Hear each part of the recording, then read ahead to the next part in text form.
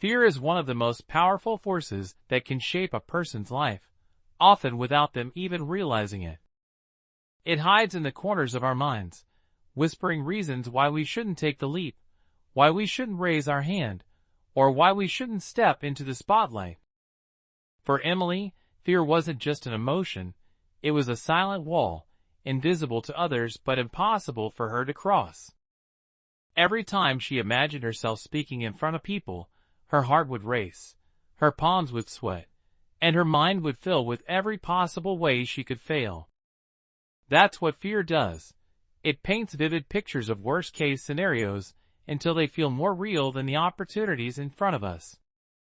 The thing about fear is that it's not always loud. Sometimes it's a quiet, convincing voice that sounds reasonable. You're not ready yet, maybe next time. What if you embarrass yourself? It tells you it's protecting you, but in reality, it's trapping you in the same place, day after day, year after year. And when you listen to it long enough, fear starts to feel like truth. Emily had spent years believing that she was just not a confident person. She didn't realize that it wasn't a permanent truth. It was a fear-built cage she had accepted as her reality. Fear is also a master of timing.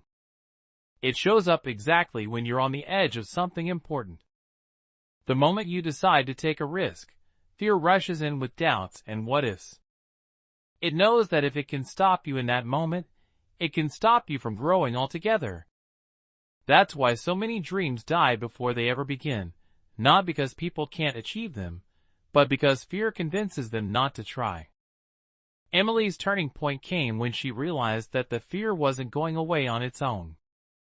She could wait years and still feel the same. The truth is, fear doesn't disappear by waiting. It dissolves when you move through it. The first step is the hardest, because that's when fear is the loudest. But once you take that step, something changes. You start to see that fear was exaggerating the danger, that most of the pain was only in your imagination. When Emily said, yes, to that first presentation, her fear screamed at her, but she didn't back down. Standing there, speaking through her shaking voice, she realized that the fear couldn't actually stop her. It could only scare her into stopping herself. Fear will always exist in some form. Even the most successful people feel it before big moments. The difference is that they've learned to act in spite of it. They've learned that courage is not the absence of fear, but the decision to move forward anyway. Emily's story is proof that when you stop letting fear control your choices, you open the door to a life far bigger than you imagined. And sometimes, all it takes is one small, shaky step to prove to yourself that fear was never as strong as you thought. Courage is often misunderstood as something only a few extraordinary people are born with, but in reality, it's a choice available to everyone, every single day. It's not about never feeling afraid. It's about feeling the fear and deciding to act anyway. For Emily, courage began as a quiet decision in her heart, not a loud moment of heroism. When her manager asked her to speak in the weekly meeting, she didn't suddenly become fearless. Her stomach still twisted, her hands still trembled, but she chose to say, yes, instead of letting fear make the decision for her. That, yes, was courage in its purest form. True courage rarely feels glamorous in the moment. More often, it feels uncomfortable, vulnerable, and uncertain. You're stepping into territory where you can't guarantee the outcome, and that's exactly what makes it powerful. Courage is about walking into the unknown, trusting that you'll figure it out as you go. Emily didn't know how her colleagues would react. She didn't know if she would forget her words or freeze mid-sentence. But she decided that the possibility of growth was worth the risk of embarrassment. That's the kind of decision that separates those who stay stuck from those who move forward. What most people don't realize is that courage has a ripple effect. One small act of bravery can unlock a chain of opportunities you never imagined. When Emily finished that first meeting presentation, She didn't just gain confidence, she gained the belief that she was capable of more. That belief became fuel. The next time a chance to speak came up, she didn't hesitate as long. The next time after that, she volunteered before anyone asked. Every time she took action, her courage grew stronger, until the things that once terrified her became routine. Courage also has a way of inspiring others. When you see someone step into their fear, it reminds you that you can do the same. Emily's colleagues began to notice her transformation. Some even told her that her willingness to speak up encouraged them to try things they had been avoiding. That's the hidden beauty of courage. It's contagious. You may think your brave moments are only for you, but in reality, they can light the way for others who are trapped in their own fears. And perhaps the most important thing about courage is that it's a skill, not just a feeling. The more you practice it, the stronger it becomes. Every courageous choice rewires your brain to see challenges differently. What used to feel impossible starts to feel doable. Emily didn't wake up one morning ready to speak on a stage in front of thousands. She built that readiness one courageous act at a time. By the time she stood under the bright lights years later, she wasn't there because fear had left her. She was there because courage had taught her how to stand in its presence and still speak her truth. Public speaking is often ranked as one of the greatest fears people have, even above heights or deep water. It's not just about talking. It's about standing in front of a crowd where every eye is on you, every ear is tuned to your words, and every pause feels magnified. For Emily, public speaking had been a nightmare for as long as she could remember. In school, she avoided raising her hand. In college, she skipped group presentations whenever possible. At work, she stayed in the background, convincing herself she was more of a listener than a speaker. But deep down, she knew it wasn't her nature holding her back. It was fear, and the belief that she simply wasn't good at it. The turning point came the day her manager asked her to give a short project update in front of the team. It wasn't a huge stage or a large audience, just a few colleagues in a meeting room. But for Emily, it felt like the biggest moment of her life. The moment she said, "Yes," her mind began rehearsing every possible way she could fail. She pictured herself forgetting her words, losing her voice, or stumbling over sentences while people judged her silently. This is the trap so many fall into. We let our imagination make the challenge bigger than it actually is. When the day came, Emily stood in front of the group, feeling her heartbeat in her ears. Her hands shook, and for a brief second, she considered running out of the room. But then she remembered something she had read. Public speaking is not about being perfect, it's about connecting. With that thought, she focused on the faces in front of her, reminding herself they were just people, not critics waiting to tear her down. She spoke slowly, kept her breathing steady, and before she knew it, she had finished. The room clapped. Nobody laughed, nobody judged. Her fears had been nothing more than shadows in her mind. That first success changed everything. Emily began to approach public speaking differently. Instead of treating it as a performance where she had to prove herself, she started seeing it as a conversation. She learned that preparation was important, but so was authenticity. The more she practiced, the more she understood that the audience wasn't there to see her fail. They were there because they wanted to learn something from her. That shift in mindset transformed her from a nervous speaker into a confident communicator. Over the next few years, Emily didn't just get comfortable with public speaking, she began to love it. She realized it was one of the most powerful tools for influence, leadership, and connection. The skill that once terrified her became the very thing that opened doors to promotions, invitations to speak at events, and opportunities to inspire others. Public speaking taught her that the fear she once felt wasn't a wall, It was a sign she was standing at the edge of growth. Every time she stepped up to speak, she stepped further into the person she was meant to become. Confidence is not something you are born with in full. It's something you build, one decision and one action at a time. For Emily, confidence had always felt like a far-off dream, something that belonged to other people who seemed naturally bold, charismatic, and unshakable. She thought confidence was a personality trait, a fixed quality you either had or didn't have. But she learned the truth in the most unexpected way. Confidence is the result of repeated courage. Every time you step forward despite your doubts, you lay one more brick in the foundation of your self-belief.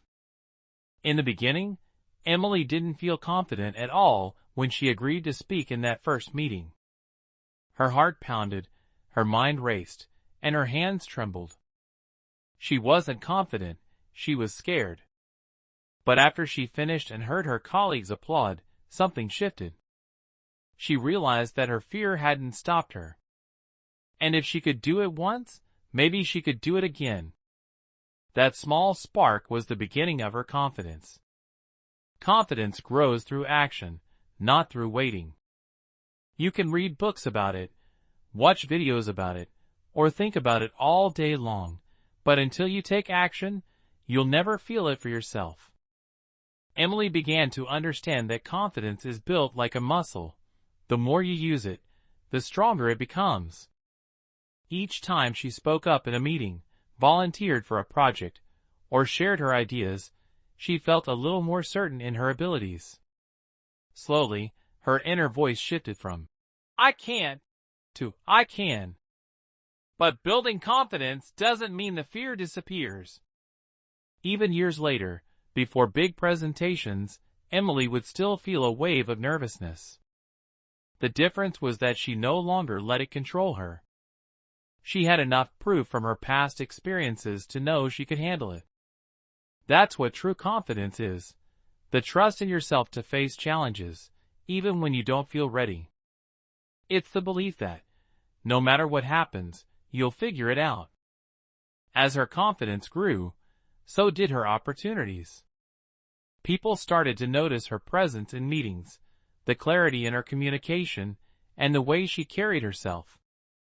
Confidence has an energy. It draws people in, inspires trust, and opens doors that would otherwise remain closed. Emily began receiving invitations to speak at events, mentor younger employees, and lead important projects. Each new challenge pushed her a little further, and each success reinforced her belief in herself. Over time, Emily realized something profound. Confidence isn't about being the loudest person in the room or never making mistakes. It's about standing in your truth, knowing your worth, and refusing to shrink yourself to fit into other people's expectations. It's about owning your voice and using it, even when it shakes. And once you build it, confidence becomes one of the most valuable tools you can carry, because when you believe in yourself, the world begins to believe in you too. Personal growth is the process of becoming the best version of yourself, and it often begins in the moments you least expect, sometimes in moments of discomfort, fear, or challenge. For Emily, personal growth didn't start when life was easy. It started the day she decided to face her fear of public speaking. That single choice became a catalyst for transformation, because growth doesn't happen in the comfort zone. It happens when you push beyond it. Every step she took, no matter how small, began to change not just her skills, but her mindset, her confidence, and even her vision for the future. At first, Emily thought personal growth was something that happened naturally over time. She believed that as the years passed, she would automatically become wiser and stronger. But she soon discovered that growth isn't passive, it's intentional. You have to choose it, work for it, and sometimes fight for it. Each time she said yes to opportunities that scared her, she was actively building a stronger version of herself. The growth came not from success alone, but from the process of showing up, trying, and learning from both victories and mistakes. One of the most powerful things about personal growth is how it changes the way you see yourself. Before, Emily saw herself as someone shy and reserved, someone who stayed in the background. But the more she stepped forward, the more she realized she was capable of leading, inspiring, and influencing others. This shift in self-image was as important as the skills she gained, because when you start believing you can, you start acting like you can, and that changes everything. Personal growth also has a compounding effect. The lessons Emily learned in public speaking spilled over into other parts of her life. She became more decisive in her career, more open in her relationships, and more willing to take risks in pursuit of her dreams. She discovered that the same courage it took to speak in front of a crowd could be used to negotiate a raise, try a new hobby, or move toward long-term goals. Growth in one area had unlocked growth in many others. Of course, personal growth isn't always easy or comfortable. There were moments when Emily felt stuck, moments when she doubted whether she was making any progress at all. But looking back, she realized that growth is often invisible while it's happening. It's like watching a seed sprout. At first, you see nothing, but beneath the surface, roots are taking hold. And when the results finally show, they're the product of every small, consistent step you took along the way. Overcoming challenges is one of the most defining experiences in a person's life because it forces you to discover strengths you never knew you had. Challenges have a way of appearing when you least expect them, often in moments when you already feel unprepared or unsure. For Emily, challenges were not just obstacles, they were invitations to grow. In the past, she had avoided them, believing they were proof that she wasn't ready or capable. But once she began facing her fears, she realized that every challenge carried a hidden gift, the chance to become stronger, wiser, and more resilient. When Emily first stepped into public speaking, it was more than just a skill she needed to develop, it was a mountain she had to climb. The fear, the self-doubt, the possibility of failure, all stood in her way. But the act of confronting this challenge transformed her. She learned that the discomfort she felt wasn't a sign she was weak, it was a sign she was stretching beyond her comfort zone. Every time she overcame a small hurdle, like speaking up in a meeting or presenting in front of a group, she gained momentum for the bigger challenges ahead. Challenges are not meant to stop you, they are meant to shape you. Without them, you would never discover the full depth of your potential. Emily found that the most difficult moments were often the turning points in her journey. The times when she felt overwhelmed or wanted to quit were the very moments when she learned the most about her own capabilities. She began to see challenges not as enemies, but as teachers. Overcoming challenges also builds a kind of quiet confidence that can't be faked. It's one thing to believe in yourself when life is easy, but it's another to believe in yourself when you're standing in the middle of uncertainty. Emily's victories over fear didn't just make her a better speaker, they made her a stronger person in every area of life. When new problems came her way, whether in her career or personal life, she faced them with the same mindset she used for public speaking: break it down, take the first step, keep moving forward. Perhaps the most powerful lesson Emily learned was that challenges don't get smaller, you get stronger. Over time, situations that would have once terrified her began to feel manageable. What had once been a mountain was now just another step on the path. This shift didn't happen overnight. It happened because she consistently chose to face what scared her instead of running from it. In the end, overcoming challenges became a way of life for Emily. She no longer waited for the perfect moment or the absence of fear before taking action. She understood that growth lives on the other side of discomfort, and that each challenge is simply a doorway to a better version of yourself. And with that mindset, she knew there was no obstacle too big to face, because she had already proven to herself that she could rise every single time.